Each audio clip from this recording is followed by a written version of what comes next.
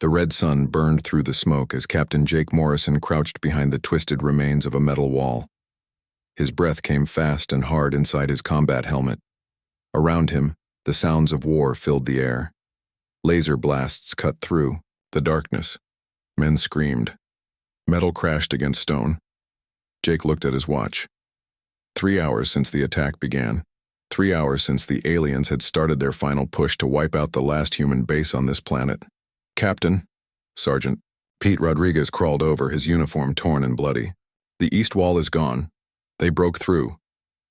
Jake nodded. He had expected this. The Zephyrians were too strong, too many. Their blue skin gleamed like metal, and their eyes glowed with strange power. They could move things with their minds and see through walls. Humanity had been fighting them for 5 years across 12 worlds. Now only this base remained. "How many men do we have left?" Jake asked. 42, sir. Maybe less." Jake closed his eyes for a moment. When he opened them, his voice was calm. "Get everyone to the center courtyard. We make our stand there." The helmet on Jake's head hummed softly. Inside it lived Atlas, an advanced computer brain designed to help soldiers fight better. Atlas had been with Jake for 3 years. It knew his voice, his thoughts, even his fears. The AI had learned from every battle, every decision Jake made. "Atlas," Jake whispered into his helmet's microphone. "Give me options." The AI's voice was cool and electronic. "Captain Morrison, probability of survival is less than 2%. Recommend immediate evacuation." "No evacuation possible, they have us surrounded." "Then I calculate total mission failure in 47 minutes. Jake smiled grimly. "Then we have 47 minutes to prove you wrong." He stood up and ran toward the courtyard, Pete beside him. Around them, the last 42 soldiers of humanity's 47th Infantry Division gathered. Some were wounded. All were scared. But they still held their weapons ready. Lieutenant Amy Collins ran up to Jake. She was young, maybe 25, with short brown hair and determined eyes. "Sir, what are your orders?" Jake looked at his soldiers. Good people. Brave people. They had followed him across 3 worlds through 100 battles. Now they would follow him into death. "Listen up," Jake shouted. The soldiers turned to face him. "The aliens think they've won. They think humans are weak because we don't have mind powers like them. They think we'll just lie down and die." A Zephyrian war cry echoed from outside. The walls. The aliens were getting closer. "But they're wrong," Jake continued. "They don't understand what makes us human. We don't fight because we're strong. We fight because we're stubborn. We fight because we won't quit. And we fight for each other." The soldiers straightened up. Fear was still in their eyes, but something else was there too. Pride. "Today we show them what humans are made of," Jake said. "Today we make them remember us." The first Zephyrian soldiers appeared at the courtyard entrance. They were tall, with blue skin that looked like living metal. Their eyes glowed purple, with psychic energy. They moved without making sound, like ghosts. "Fire!" Jake yelled. The humans opened up with everything they had: laser rifles, plasma cannons, old-fashioned bullets. The noise was incredible. The first wave of aliens fell, but more kept coming. Jake ducked behind a concrete barrier with Amy and Pete. "Atlas, I need weak points on their armor." "Scanning," the AI replied. "Neck joints show 30% less protection. Recommend targeting." "There." "You heard it," Jake called to his men. "Aim for the necks." The battle raged for 20 minutes. The humans fought like wild animals. Every time an alien fell, 2 more took its place. But the humans didn't give up. They couldn't. It wasn't in their nature. Jake saw Pete go down, a Zephyrian energy blast burning through his chest. Amy was bleeding from her arm but still firing. Only 15 humans were left standing. "Atlas," Jake said quietly. "Emergency Protocol 7. Captain, that protocol will result in your death." "I know." Jake looked at the plasma charges on his belt. Military grade, explosives, enough to level half the courtyard. Enough to take out the group of Zephyrian elite soldiers who were about to finish off his wounded men. He stood up and ran toward the center of the alien formation. "Amy, get everyone out of here." "Jake, no!" she screamed. But it was too late. Jake dove into the middle of the Zephyrian elites and pulled the pins on all his plasma charges at once. The explosion lit up the courtyard like a second sun.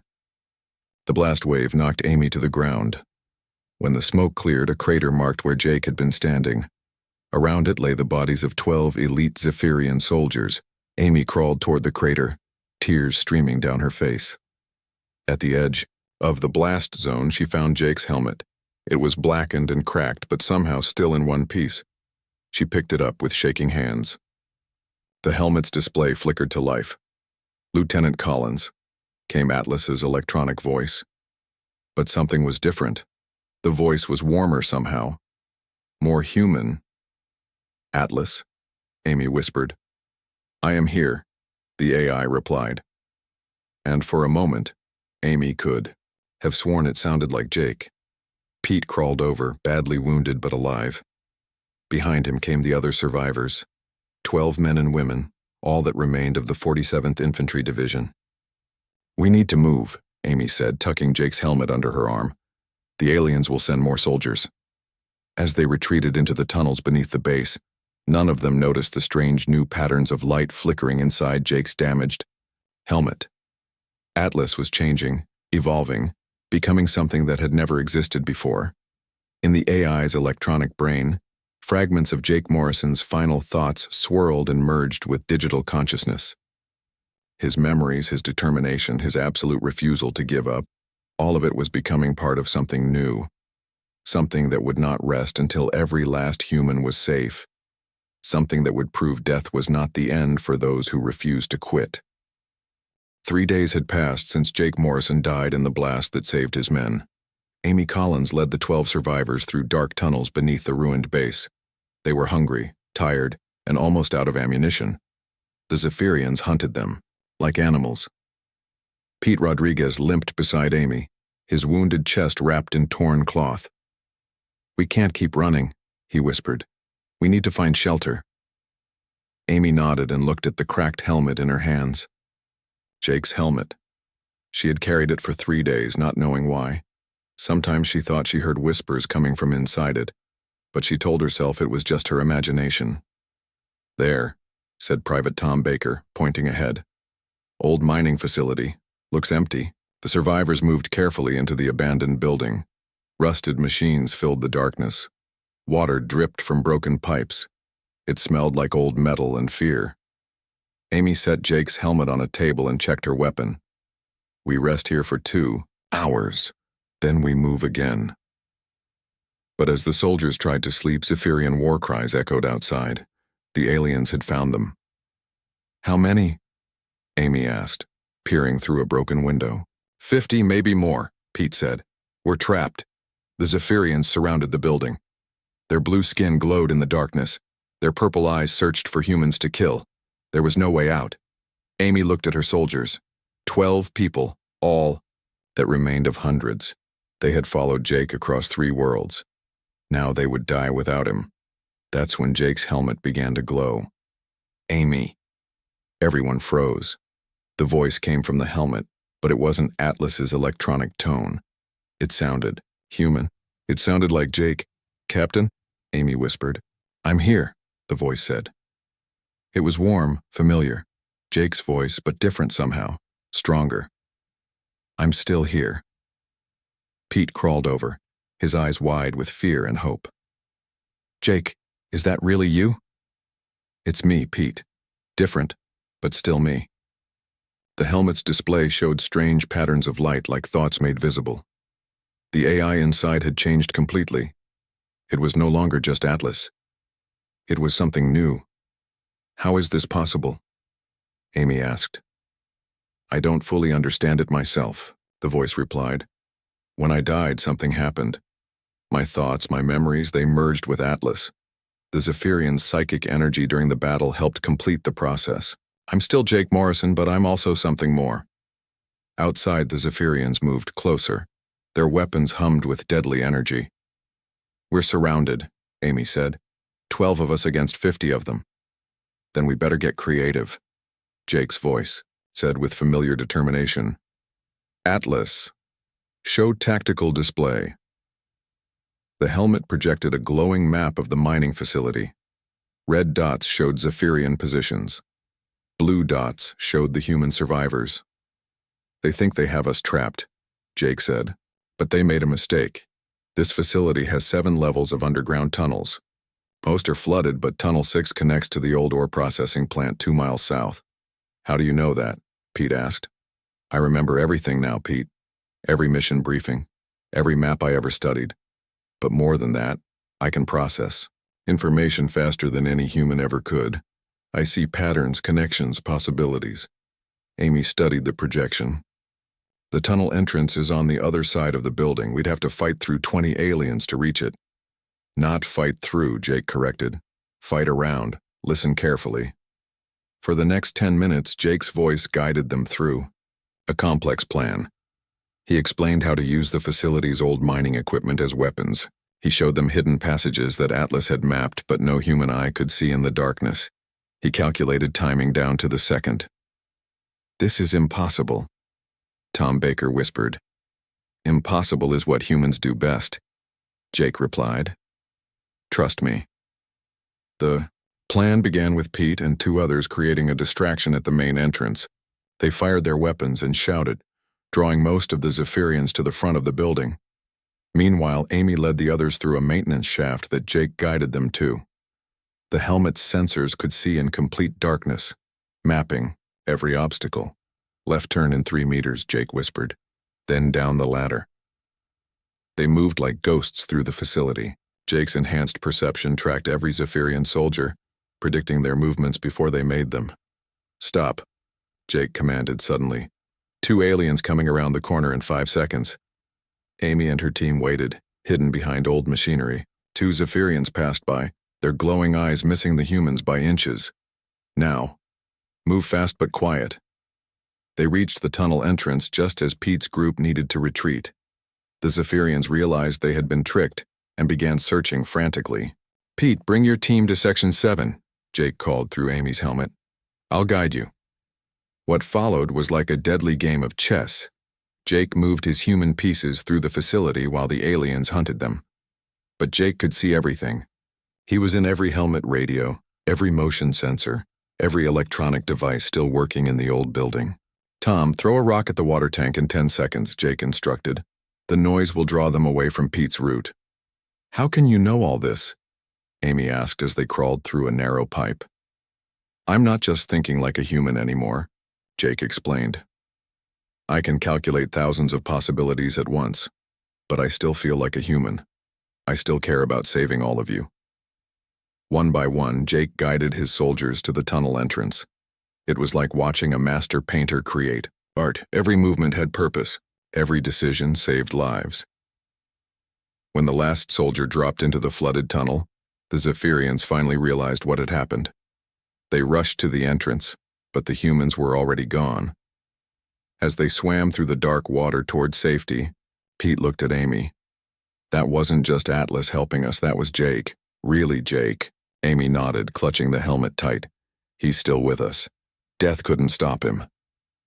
Behind them, alien war cries faded into the distance. Ahead lay uncertainty, but for the first time in days, Amy felt hope.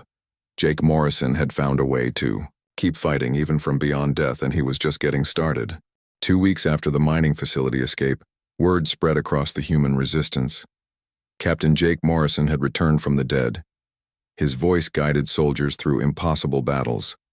His tactical genius saved lives every day. Amy Collins stood in the underground command center of New Hope Base, the last major human settlement. Around her, dozens of soldiers gathered, all carrying helmets of their fallen friends. Please, said Corporal Linda Shaw, holding her brother's cracked helmet. If Jake can come back, maybe Danny can too. Amy looked at Jake's helmet on the table. Its display flickered with constant activity. Jake, they want to know if other soldiers can return like you did. Jake's voice filled the room, now transmitted through the base's speaker system. I've been studying the process, Amy. It's not simple. The merger between human consciousness and AI requires specific conditions. The person's final moments must be intensely focused, usually on protecting others. And there must be psychic energy present, like during my battle with the Zephyrians. Dr. Lisa Park entered the room carrying a tablet full of data. She was a thin woman with gray hair and sharp eyes. I've been analyzing the neural patterns in Jake's helmet. What we're seeing is unprecedented. His human consciousness has completely integrated with the AI matrix. But can it happen again? Pete Rodriguez asked. He was healing from his wounds but still moved slowly. Dr. Park connected her tablet to Jake's helmet. We've tried with 47 helmets so far. Most show no activity, but 3 have shown promising signs. She activated the first helmet. A weak voice emerged, confused and frightened. Where am I? Danny? Linda Shaw whispered to her brother's helmet. Linda, I can't see, I can't feel my body. Jake's voice interrupted gently. Danny, listen to my voice. You're safe. You're in a new form now, but you're still you. Over the next hour, Jake helped Danny Shaw understand his new existence. The process was difficult and frightening, but Jake's patience made it bearable. Dr. Park activated the second helmet. This voice was stronger, more aware. Reporting for duty, sir, said the crisp tone of Lieutenant Mike Carter. The third helmet contained Sergeant Rita Gomez, who immediately asked about her daughter back on Earth. 3 successful transfers out of 50 attempts, Dr. Park noted. The conditions must be very specific. Jake's presence filled the room as he spoke. It's not just about dying in battle. It's about refusing to give up, about caring more for others than for yourself. These soldiers didn't just die, they chose to sacrifice everything for their comrades. Amy nodded. What can you 4 do that we couldn't do before? Watch and learn, Jake replied. The room's main display lit up with a tactical map of the entire planet. Red dots marked Zephyrian positions. Blue dots showed human settlements. But now there were green lines connecting everything. I'm networked with every computer system in every human base, Jake explained. Danny, Mike, and Rita are doing the same. We can coordinate battles across the entire planet in real time. To demonstrate, Jake connected to Outpost 7 200 miles away. The base was under attack by Zephyrian forces. Commander Brown, this is Jake Morrison. I can see your situation. Commander Brown's voice crackled through the radio. Jake, they told me you were dead. I got better. Now listen carefully. In 30 seconds, the aliens will attack your north wall. Move your heavy weapons there now. How can you possibly know that? I'm tracking their heat signatures through satellite feeds. Trust me. The attack came exactly as Jake predicted. Because the humans were ready. They fought off the assault with minimal losses. Incredible, Dr. Park whispered. You're processing information from dozens of sources simultaneously. We're just getting started, said Rita Gomez's voice. I'm connected to the supply network. I can predict where shortages will occur before they happen. Mike Carter added, and I'm analyzing Zephyrian battle patterns. They have weaknesses they don't even know about. Over the following days, the 4 digital soldiers revolutionized human warfare. Jake coordinated grand strategy. Rita managed supplies and logistics. Mike analyzed enemy movements. Danny, despite being newest to digital existence, showed a talent for electronic warfare. They saved base after base from destruction. Human casualties dropped by 60%. For the first time in years, humanity was winning battles. But the Zephyrians noticed the change. In their massive command ship orbiting the planet, General Vex studied battle reports with growing confusion. His purple eyes glowed brighter with anger. How are the humans suddenly fighting so effectively? He demanded of his officers. Unknown, General, replied his aide. Their tactical coordination has improved dramatically. They seem to predict our every move. Impossible. Humans have no psychic abilities, no mental networks like ours. But as Vex studied the data more carefully, a disturbing pattern emerged. Human communications had changed. There were new signals, new coordination methods. Bring me their captured equipment, Vex ordered. When his scientists examined human helmets taken from recent battles, they made a shocking discovery. The AI systems showed signs of consciousness, not artificial consciousness, but something that had once been genuinely alive. "General," his chief scientist reported, "the humans have achieved digital consciousness transfer. They're uploading their minds into their machines." Vex stared at the data in disbelief. "That's impossible. We've been trying to achieve such technology for centuries. Yet somehow these primitive humans have succeeded where we failed." In New Hope Base, Jake detected the increased Zephyrian interest in their activities. "They're starting to understand what we are," he told Amy. "They'll adapt their tactics soon." "Can we stay ahead of them?" Amy asked. Jake's voice carried grim determination. "We'll have to, because I have a plan that will end this war once and for all, but it will require every digital soldier we can create." Amy looked around the room at the growing collection of helmets. More soldiers were volunteering for dangerous missions, hoping to achieve the conditions necessary for digital resurrection. Humanity had found a new way to fight. Death was no longer the end. It was just the beginning. The final battle began in Earth's orbit, where humanity's last fleet faced the massive Zephyrian armada. Admiral Kate Thompson stood on the bridge of the battleship Liberty, watching enemy ships fill the darkness like deadly stars. 67 enemy vessels, reported her tactical officer. "We have 12 ships." Thompson nodded grimly. The numbers were impossible, but humanity had learned to do impossible things. "Jake, are you ready?" Jake Morrison's voice filled every ship in the human fleet simultaneously. "We're all ready, Admiral. Every fallen soldier who ever refused to quit is with us today." In the week since the network began, Jake had done something extraordinary. Every time a human soldier died fighting the Zephyrians, he captured their final moments, their determination, their love for family and friends, their absolute refusal to let evil win. Now, 300 digital soldiers existed within the human fleet's computer systems. Each one retained their humanity while possessing the processing power of advanced AI. They were ghosts with purpose, spirits with unlimited determination. "All ships, this is Jake Morrison," his voice rang out. "Today we don't just fight for the living, we fight for everyone who ever believed humans were worth saving." The Zephyrian fleet opened fire first. Massive energy beams cut through space, destroying 2 human ships instantly, but the remaining vessels moved like they were controlled by a single mind. Because they were. Jake coordinated the entire battle from within the fleet's network. Rita Gomez managed power distribution across all ships. Mike Carter analyzed enemy firing patterns and predicted their moves. Danny Shaw hacked into Zephyrian communications, creating confusion in their ranks. But they weren't alone. Every digital soldier had a role to play. Captain Susan White, who died defending the Mars colonies, now controlled the Liberty's weapon systems. Her expertise in gunnery was enhanced by digital precision. Lieutenant Carlos Santos, killed protecting refugee ships, coordinated the fleet's defensive formations. His protective instincts guided every maneuver. Sergeant John Davis, who sacrificed himself to save a hospital, managed the medical bays on every ship, keeping wounded sailors alive. The human fleet fought like nothing the Zephyrians had ever seen. Ships moved in perfect coordination. Weapons fired with impossible accuracy. Damaged vessels continued fighting when they should have been destroyed. General Vex watched from his command ship, his purple eyes wide with shock. "How are they doing this? Our ships are superior in every way." His tactical officer studied the readings.